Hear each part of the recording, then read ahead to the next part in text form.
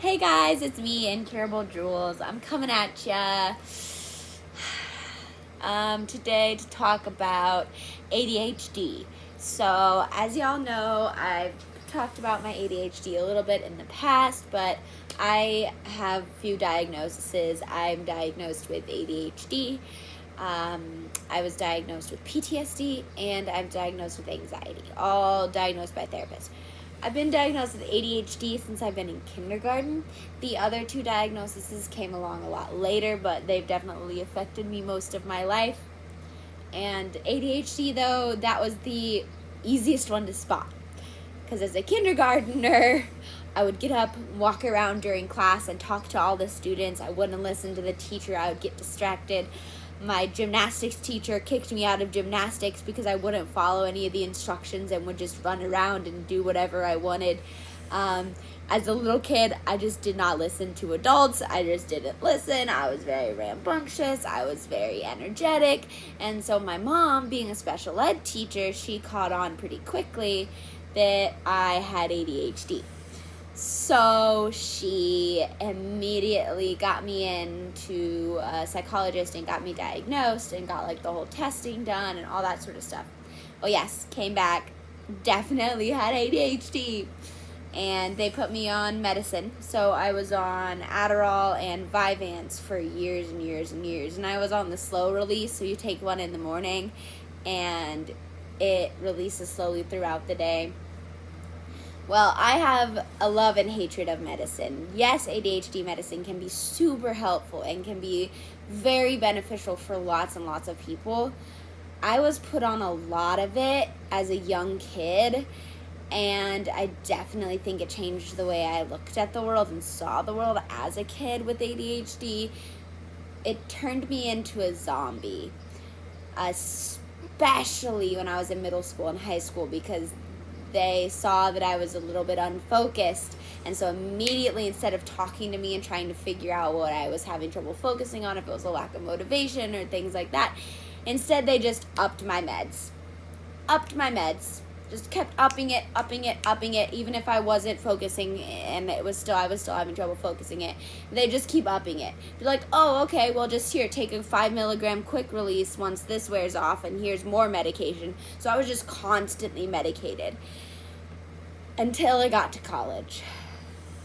And when I got to college, I didn't realize I was such a zombie. There were a few times where my friends would mention, hey, Julie, you're so much more fun off your meds. You're so much more energetic. You're so much more engaging. You're so much more talkative. You're just so much more fun off your meds. And it took me a while to realize it. Once I got to college, though, I really realized it after I had friends actually say, Julie, there's a huge difference between when you take your meds and when you don't take your meds. Huge difference. They're like, you're almost zombie-like when you take your meds. You are spacey, you don't really answer, you're very like in your own little world. And I was blown away by that. And when I lowered my dosage to 10 milligram quick release that I could just take when I needed it, and I felt more myself than I had in a very, very, very long time, because I wasn't being so heavily medicated. And I finally started, getting back into that, like the ADHD, the fun, the excitement that you get, the thrill of challenges and things like that I had forgotten about. With being so heavily medicated, I found a thrill for life again, and I was excited about things again, and it was very fun to get that childlike excitement back, because with ADHD, one of our things is we have trouble with executive functions. So we have trouble with our working memory, meaning other people can like do recipes really easily, or like memorize phone numbers really easily, or like given a list of things as a waiter, remember exactly what everyone ordered. I would be horrible at that. Horrible, the worst. I have trouble, like when I'm on the phone and someone reads a number to me, I have to ask them to say it to me 3 or 4 times because I have trouble remembering it. ADHD people, we have lower amount of slots for our working memory, so it takes us a lot longer to memorize things, which is why I would be a horrible doctor. No, I'm horrible at memorizing things. Working memory is just not good for me.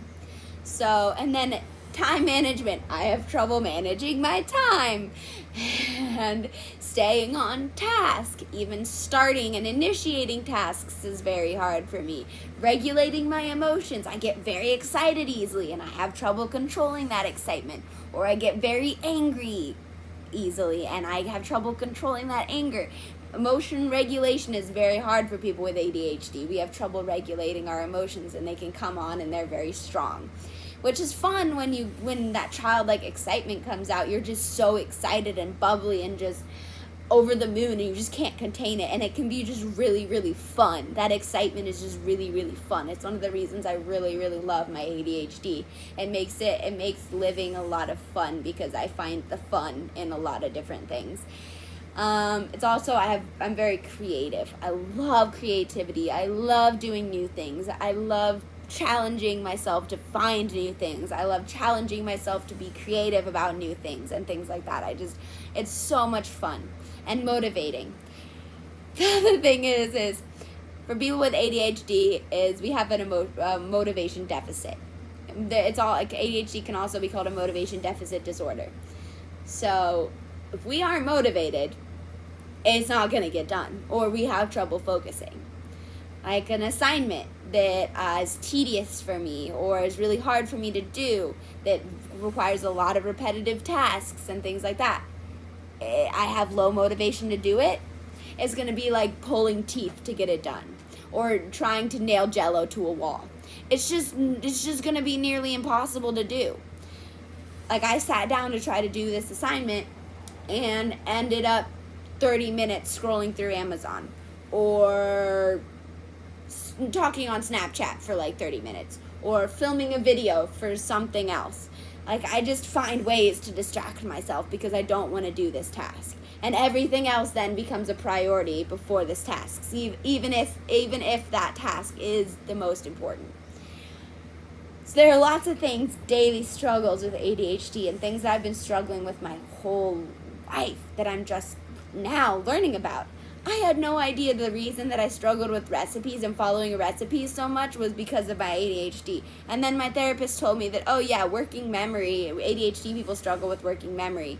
So things like, editing papers or following recipes, things that I've struggled with my entire life and just thought that I didn't know why I was bad at it. Like, I'm like, why is everyone so good at editing papers, but I literally suck at editing papers. Like, you wouldn't want me to edit your paper if your life depended on it. Don't ask me to edit a paper. I can barely edit my own papers. I just suck at that focus and attention to detail and that working memory and finding those issues within my paper. It's just really hard. So there are lots of challenges that I've been learning to overcome, and it's been especially difficult without my medication because of my gastric issues. The medication that I'm on, because it's a stimulant, slows down digestion. And my stomach is already really slow, so we don't want to slow it down more by putting ADHD meds in me. And the other thing about ADHD meds is they also lower my appetite, which I'm trying to raise my appetite. So there's some cons with ADHD medications that the doctors aren't sure they want to put me back on them. So I'm just trying to figure out how to manage my ADHD symptoms on my own, and it is very, very challenging, especially being a grad student and having to edit and write a lot of papers. So that is something that I've just been really working on these past few weeks. So yes, thank you guys for listening, and I hope you guys enjoyed and learned a little bit about what it's like living with ADHD.